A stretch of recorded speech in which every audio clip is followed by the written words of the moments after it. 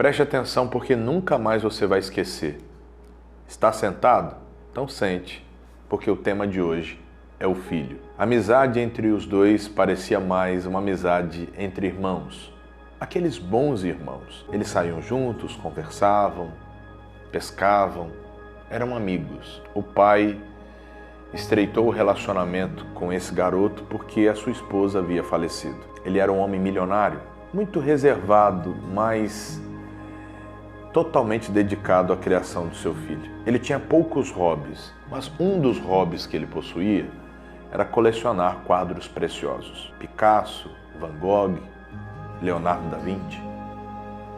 Quadros que muitos milionários gostariam de ter, mas ele tinha em seu acervo pessoal e ele não abria para quase ninguém. Num determinado período, houve um alistamento para a guerra. O filho dele foi convocado. Com muita dor no coração, ele viu o filho sair de casa. E o filho disse: pai, fique tranquilo, porque eu vou voltar. Esse garoto, por ter sido criado com o pai, ele era muito verdadeiro, muito amigo. E serviu com ele um grande amigo, mas um grande amigo mesmo, nesta mesma guerra. Mas o pior aconteceu. Um ataque fatal tirou a vida desse nobre filho. O amigo ficou desconsolado.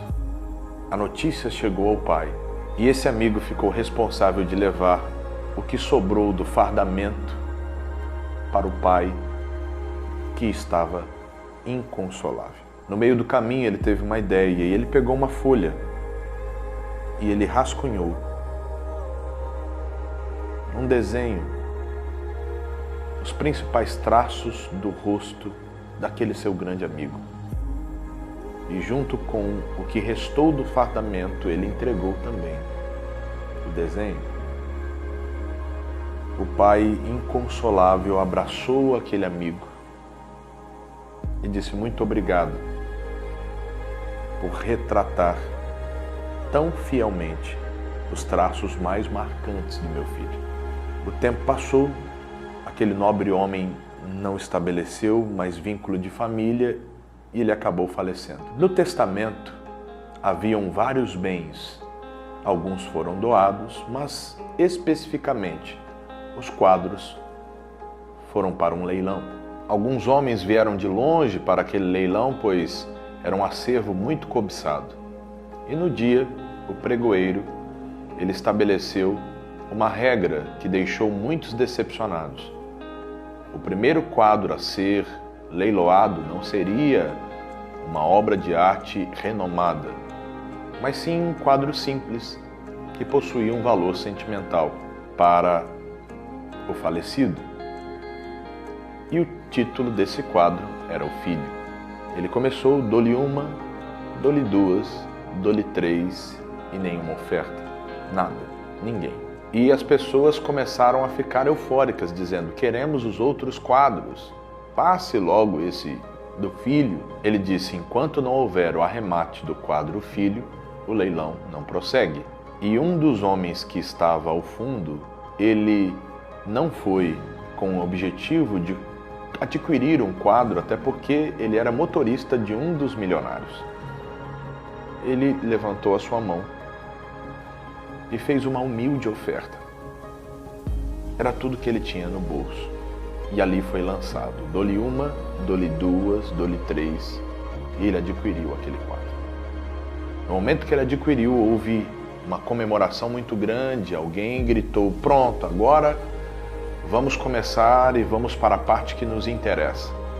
E aí o pregoeiro bateu o martelo e disse: o leilão está encerrado. Todos entraram em choque, discutiram e falaram: viemos de longe, pagamos um alto preço, largamos nossos compromissos por nada. Como assim?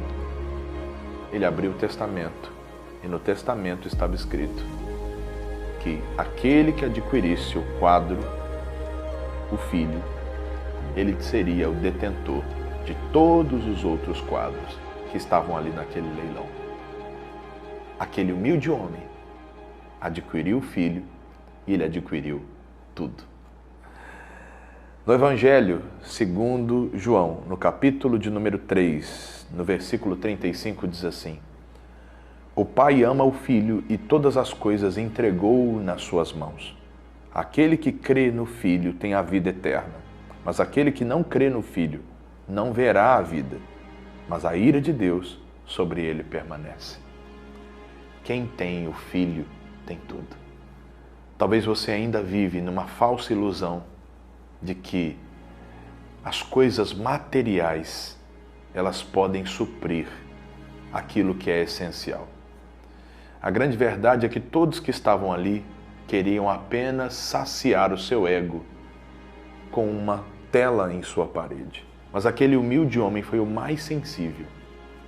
E ele sabia, lá dentro do seu coração, que aquele quadro era o mais valioso, porque não era o quanto ele valia, mas sim o que ele representava. Falando sobre a fé, quando você abre o coração para receber o Filho, você também recebe todas as bênçãos concernentes ao reino dos céus. Que Deus te abençoe e que hoje você receba o Filho como teu Salvador.